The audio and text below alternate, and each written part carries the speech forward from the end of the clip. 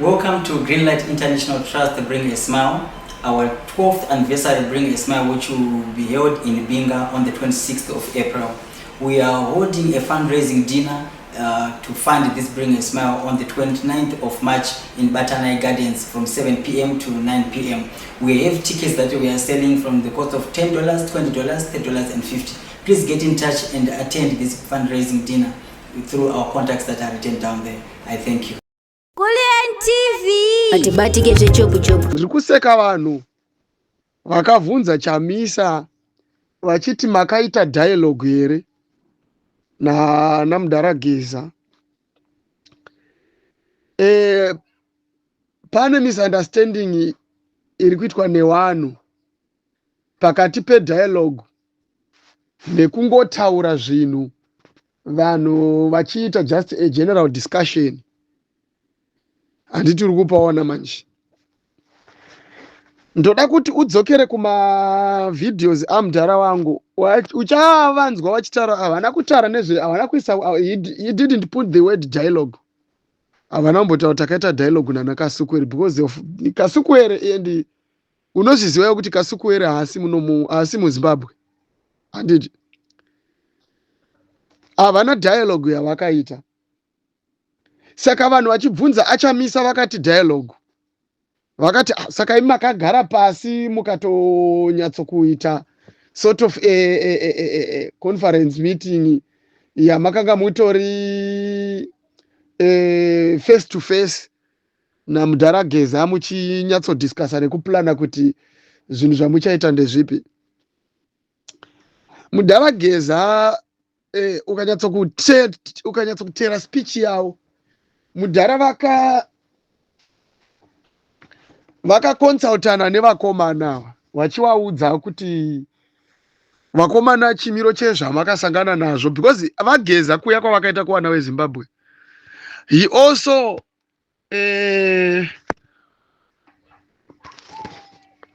followed vanhu vese vakafanana nauyu anzani munhu wedu uyu Jonathan Moyo vese vamwe vakatiza. Handiti nekuti chaidiwa navageza vaya handiti ka information imwe yavasingazive pamusoro pana Jonathan Moyo vanaKasukwere nezvimwe chichi ndosaka vachitaura kuti takataura navo vakatotaura navo as well as Chamisa vakataura naye. Uri kupanzwa haagoni kuzvitaura izvozvo kuti haana kumbobvira akambofonерwa navageza haazviite. Asi zvedhialogue ya of course anofanirwa kuti ati aiwa no hapana dialogue yakaitika pakati pangu nemumwe munhu. Handiti uri kupanzwa. But kutaura hausambofa wakavharwa zvako client. Kutaura Geza akataura nevanhu vese vari kuziva kuti vari kubatsirana naye kuramba ZANU-PF. Handiti uri kupanzwa. Vanhu vese vakavictimizwa neZANU-PF vakarwiswa neZANU-PF nenzira dzakasiyana siyana. Vanhu vese vachiri mufight neZANU-PF. Geza naMativela vese vakataura navo vanoita kunge vakazvimirira zvavo but vanozviziva naMativela. Vanotaura naGeza. Geza akataura nevanhu vese nekuti chinhu ichi Geza achichigadzira Mudhara akachigadzira Mudhara yakaita intelligence uya akachigadzira chinhu ichi achiti chivire munhu wese kuitira kuti nyatsosimba. Handi mazvona. Saka izvozvi vanhu vakada kudzokera nemumwe mvunzo wekuti kuna Chamisa saka iwe uri kuzviona sei zviri kuitwa navageza zviri wrong here zvakaipa here kuvana veZimbabwe kana kuti chii. You find out kutoti otherwise unounzwa Chamisa akuzvitaura in certain other way yekutoti inini handone paine chakaipa chekuti vanhu varwire nyika yavo kana vachinge vaona kuti zvakadaro. Handiti uri kupanzwa. Akatotaura zvaakatotaura Mudhara haana kutombonyeba kuti ndakataura naChamisa ndakataura naNhingi ndakataura akataura navo asi havana dialogue yavakaita because inonzi dialogue baba you know kuti kana tichiti dialogue tinenge takutaura a program inenge yakatoitwa ndingirikini inenge yakatonyatso staged zvekuti vanhu vanenge vakanyatso vari pasetup yekuti vanenge vachi hazvina kubvira zvakaitika. Vanokuita dialogue ipi naiwe client iye Geza achizikanwa kunzi ari panzvimbo yakachengeteka, haagoni kuti afambe achienda from point A to point B each and every time. Munhu ari panzvimbo 1, so far ari panzvimbo 1. Kufanana na iye Chamisa, munhu ari kugara achitariswa mamovements ake kuti achifamba achienda uko. Saka vanoita dialogue ipi kunze kwekuti vanogona kutaura nyaya sezvandiri kutoita newe izvozvi so tichitobvumirana, ndiri kuzviona manje. Then kana ndakuzobuda ndichiti no, ini ndakataura nakuclient ndichiti client, ona shamwari, ini zvandaakuita ndeizvi ndiri kuitira kuti zvinhu zvifambe so. Client akataura akati no, zvinhu zvamuri kuitaura zviri right. Kana muchinge mazobudirira tinotangira ipapo, kana kuti muchinge mazovhura zvamuri kuvhura maningirine ese amuri kufungidzira kuti munogona kuvhura, madoors ese amuri kufungidzira kuti munogona kuvhura, ngazviitwe. Hapana chakaipa, inini ndinokusapotai kuti no, ngazvizadziswe. Kana zvichinge zvavhura then isusu topindawo kana madhoor achinge avhurwa. Handi ndokutaurana kwacho kwavanenge vakaita. So then people went to Chamisa, vakutanga kuvhunza kuti makaita dialogue kutaura kuti Chamisa vada kuti mwana wevanhu aite basa reku wada kuti mwana wevanhu arondwe, mwana wevanhu aswera achiteerwa each and every day. Wada kuti Chamisa afe kana. Inini ndinofara nekuti Chamisa akanyatso kubvisa wedhi raakabvisa ndiri kuti dialogue. Aiwa, asi chibvumirano vakaita, handidi kunyebera. Chibvumirano vakaita and Chamisa ameno pamwe, otherwise nekuda kwokuti inenge iri politics ndio inogona kana kumpa kuhwanda kuti akataura navageza, but usambofa wakanyebero. Vageza havana munhu wavasina kutaura naye. Vageza vakataura nemunhu wese zvako client. Wanzwa? Vageza vakataura whoever vakamenshena zita rake baba wewe, vakataura naye. Handiti wapanzwa? Izvozvo handinakana basa nazvo kuti munhu wese azvizive. Ava wazviziva kuti Vageza vakataura nemunhu wese wavakataura nezita, kuti ningi ndakataura naye. Havana kumbotaura, even naiwo havana kubuditsa word rekuti dialogue raakushandiswa nevanhu kunzi dialogue. Ndo problem ine maZimbabweans ekuwedzera zvinhu. Vanoedita zvinhu, so kana vakaudzwa zvinhu zvavanzwa so vanozvitaura nenzira imwe isiriyo. Zvozopedzisira zvakutozopedzisira zvakubuditsa maresults mamwe anenge achitofina, but zvimwe zvinhu zvinenge zviri zvinhu zvinenge zvakaitwa in a certain way inenge isiriyo iri kupronouncwa nevanhu. Handiri kupanzwa. Vanhu vanotaura kuti dialogue mudhara ivo vakati ndakataura nananhingi, ndakataura nananhingi, mazita avakamenshena uchanzwa kuti havana kubuditsa word rekuti dialogue. Dzokera kumavideos aya. That's why Chamisa achibvisa word rekuti dialogue. Handiti muri kupaona. And also hambofanirwi kuti ataure kuti ndakataura navageza futi. For his servant. Unotozviziva iwe. Haafanirwi kuti azvitaure. Handiti. Ndinoda kuratidza manje kuti vanhu vachazosurpriswa. Chamisa achizotaura kuti no, yanguva yedu yekuti tiacte. Asina kana kutombotaura, ndakambotaura namudhara before. Mukangoona vanhu vakangomacha chete mudhara Mnangagwa akabviswa, vanhu muchazoshamiswa muchizodzwa zvakunzi Chamisa ati ndakwenda kunotaura nemadhara ayo abvisa Mnangagwa. Ndo pamuchazotanga kuzonyatsoona, muchazonzwa ivo the same people ivo vari kuramba vachiseka kuti mudhara uyu ndo vachazopesera kutaura kuti saka Chamisa isusu akati nzvenga achiti haana kuita dialogue, of which anenge asina kutombonzvenga. Akangobvisa chete word rekuti dialogue. Even kana vakadzoka iko vachiti no, Chamisa iwo wakatinyebera uchiti hauna kutaura naGeza, anotaura kuti aiwo imi makati ndakaita dialogue naGeza. That's why ndakaramba nyaya yekuti dialogue, because Vageza munoziva miwongo vari panzvimbo imwe chete yanga iri stationary. Saka vanga vasingagoni kuti wabve wachishifta from the point to another point. Imi motaura ndakaita dialogue nawo, kureva kuti imi muri chiedza kutaura kuti nini ndiri kuswera ndichifamba each and every day up and down kuenda kunoita dialogue nevanhu vakuru. Hamusi kuona kuti muchimutengesa pane zvinhu zvisiri kuitika. Vageza vari kutaura nemunhu wese wavari kutaura naye vari kunzvimbo kwavari ikoko. Vana veZimbabwe ndo vanozotaura navo vachibuditsa mavidhio kuti vanhu veZimbabwe tava pastage yakati neyakati. Izvozvo ndo zvinofanira kuti zvinzwisise vanhu. Saka vanhu vatofungidzira kuti vageza vakatoita table vakagara nevanhu vese vaiva. Haiwa vanhu ngavanzwisise mazwi avanosenzesa kana vachitaura. Vanhu ngavasashandise mazwi ana kuti dialogue chichi wati izvo. Ayo mazwi ari wrong ekuti dialogue muchinyebera Chamisa kuti hanzi Chamisa iwo hanzi wakaita dialogue navageza. Ipapapo kana neno ndotonyatsoona kuti it was not necessary to use the word dialogue pamusoro penyaya yakataurwa navageza unzi takataurirana naanani takataurirana not a dialogue. There's so many means of communication dzinogona kuitwa nevanhu. Otherwise vanhu vaya vakatotaurwa vari individual one by one anditi vasina kuunganidzwa panzvimbo imwe chete. Mudhara vachitaura vachitoti ini ndabva kutaura kune uyu, ndabva kutaura naningi andiudzawo zvaandiudzawo, kwaiwe unoti kudii pane zvatiri kuita. Ndio matauriro akaita Mudhara. Ndauda kukuudzai zvinhu zvakaitika Kuliend. Handiri kupanzwa. But zvakutoshandiswa as a weapon manje nevanhu vari kuda kutry kuda kukrasha movement yatoda kuita musi wa31 kuti Mudhara Geza vaiswa pasi pebhazi. Ndakarwadziwa stereki ndidi kunzwa zvinhu zvisina basa pamusoro paMudhara wangu. Wazvinzwa? Mudhara vari kutaura nyaya dzavo dziri straight. Vanhu vari kuedza kungotsvaka word ravanenge vaona kunge sezvinonzi vanogona kuritwista vobva vatoritwist vobva vatotanga kutorishandisa as a weapon against him.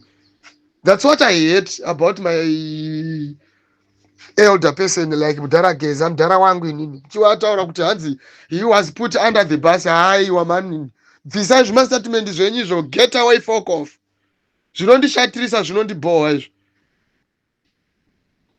You never put under the bus nekuti imimi ndimi maka mistake word rekuti takataura na Chamisa ndikataura naningi vakati itai zvamuri kuita. Ndo zvakataura Mudhara. Imi makuenda kuna Chamisa muchimubvunza nezve dialogue. Ndo zvakataurwa navageza here izvo vana veZimbabwe.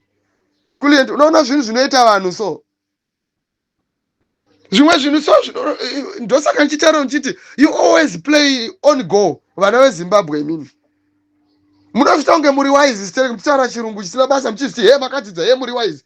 Ndokuva wise ikoko kwekupindurudza zvinhu zvinenge zvataurwa nemunhu. And afterwards munotanga kuzotenda zvinhu zvinenge zvataurwa nemunhu back on him muchimuataka futi nazvo mobva bati at the same time tiri kumutsigira. What's your position pana Mudhara Geza vana veZimbabwe? Toda kuti titaure chokwadi mimi. Munhu ari kutsigira vageza anovatsigira zviri unconditional. Achinyatsokutarisa nekunyatsokufamba navo mune zvavari kutaura zvakanyatsonaka asina kana mamwe maonero kana zvekuda kudiwa nevanhu. Bvisai kuda kudiwa nevanhu izvo zvinoizvo zvamunoita vana veZimbabwe. Handiti tiri kupaona. Vageza havanombobvira vakambotaura kuti ndakaita dialogue nevanhu, ndakaita kana even conference meeting nevanhu. Havana kutaura mawedzi iwaya. Saka vanhu vaenda vachindobvunza zvinhu zvisina musoro kuna Chamisa. Ndosaka akataura kuti hapana dialogue yakaitika. Even though kana akataura navageza neimwe nzira haangakuudzei Chamisa. Remember that Chamisa munhu is a main target nekuti ari kunzi ndiye akaita kuti zvinhu izvi zviitike zvese izvi. Handiti nhasi muri kuenda kunokonfirma kwaari futi muchitaura kuti imimi iwo Chamisa uri kuita dialogue nevakuru. Muda kuurayisa Chamisa. Muri kuchengetedza Chamisa here vana veZimbabwe? Chamisa cheche ari kuchengetedzwa here? Naiwe Kuliend, can you tell me semaonero ako ari kuchengetedzwa here Chamisa? Tinokutaurirai kuti of course chimboendai munobvunza kuna Chamisa wacho. But kana muchizviita zvekupublisha so ndo problem muno misuse internet. Vana veZimbabwe chese chamunoita munoda kuuya nacho muchichitaura apa of which zvimwe zvinhu asi zvinhu imi are taking politics for entertainment vana veZimbabwe mimi. Nekutsvaga mari kuita kunge vanhu vaya vaizotaura kuti tinobhadharwa sei. Handisi kuda kutaura nemazita kuti tinobhadharwa here. Munongotsvaga mari. Mutsvaga mari nezvinhu zvakafanana nenhingirikini nerevolutionary movement inoda kuitwa musi wa31. Makutanga kutsvaga nayo mari muchiya muchikoposta zvese izvi. Whatever zvinoda kutaurwa naChamisa muda kuti muye muchizozviposta panapa kuti mumuise mumoto imuri safe. What part are you trying to play imi mwana weZimbabwe? Hazvisi zvinhu zvese zvamunofanira kuti muye panapa mutabasa rekuzvitaura.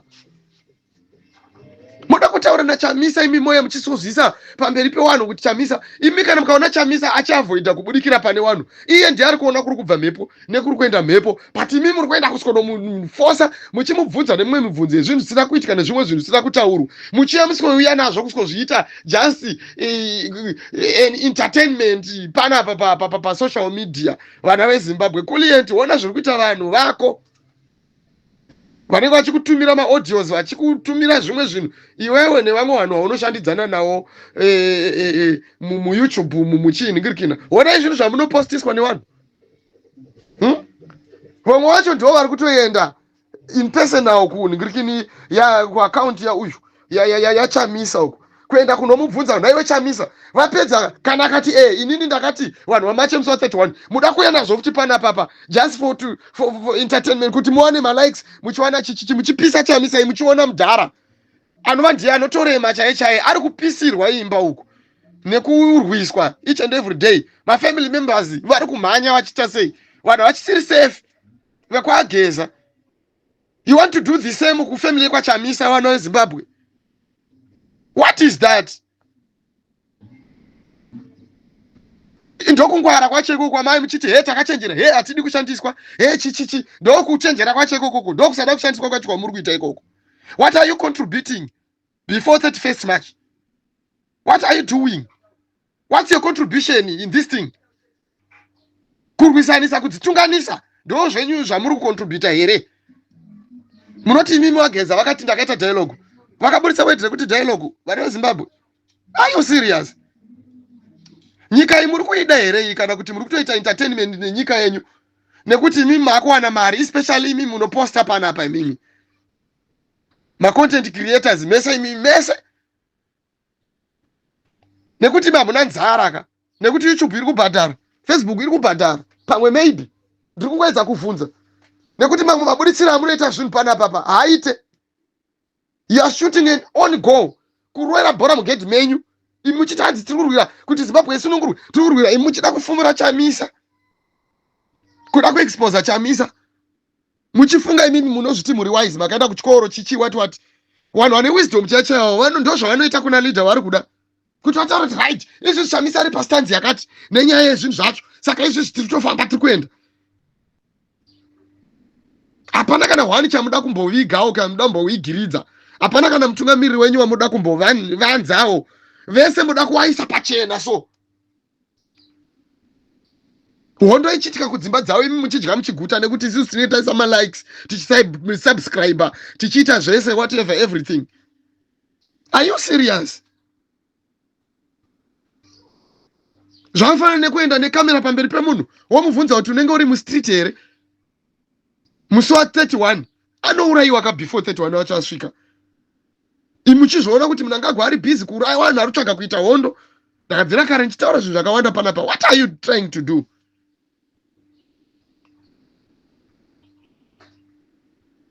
Shame on you. Zvimwe zvacho zvinozoita kuti tizopedzera takutaura mamwe mazwi atinenge tingadi kuti titaure mani.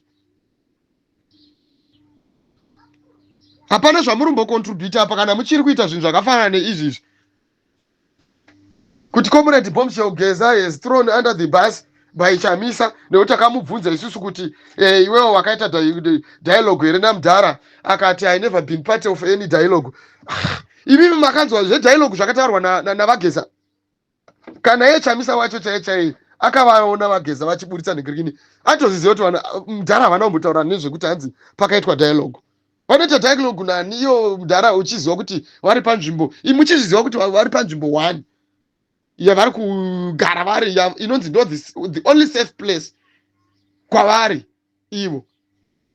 Saka anozoita dialogue nguwai nevanhu havana kana kutomboita conference meeting just because even kana nhingirikini yavo yari kusenzesa iri kutotrekwa kuti vari kuzviita vari papi. Moti hanzi makadzidza muri wise hamuri kushandiswa muchitadza kuziva kuti vari kutrekwa izvi even pavagere izvizvo vari pari kutrekwa vageza pachitotsvagwa kunzi popindwa sei. Saka imimi muchinzwa wageza vachitaura ndakataura naChamisa makabva mafunga kuti Chamisa akagona kudhiraivha achienda panzvimbo pasingaendwe pana vageza hapaendwe. Kasi kuwera akanga abva nguwai kwese kuna South Africa.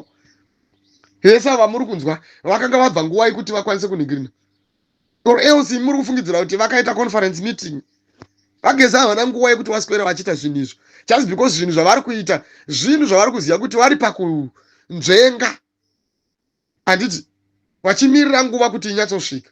Vanhu matotanga kutaura he vakatoita dialogue he chichi Chamisa azoramba kuti haana kuita dialogue navo, hadhara vari kutinyepera. Vana veZimbabwe,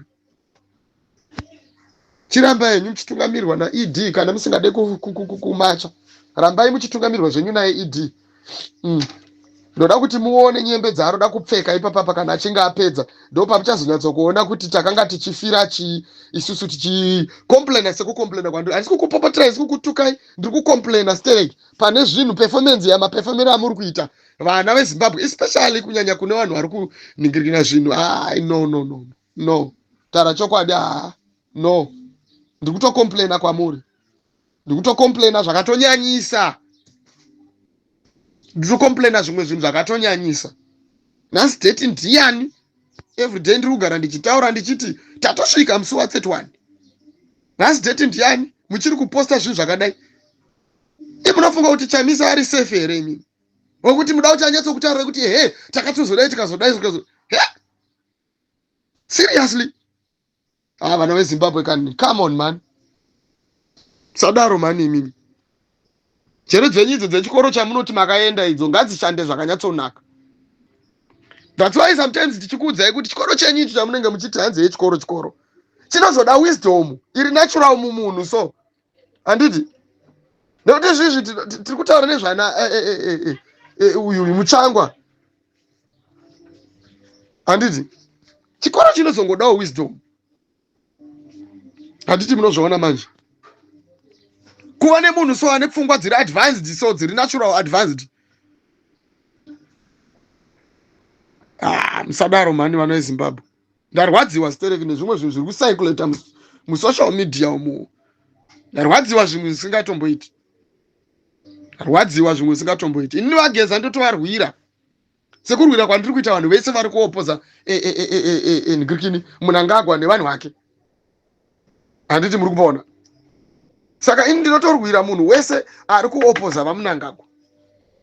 Endi mukutsurana hatimbotsurane tichipuruzirana tichibhabhadzirana nekuti toda kuita chinhu one, nekuti tiri muhondo. Saka hatitsurane tichikisana, tototsurana nenzira iyo yandiri kutotaura iyi kuti ngatiregedzei kuita zvinhu zvakadai. So tiri kuita on goal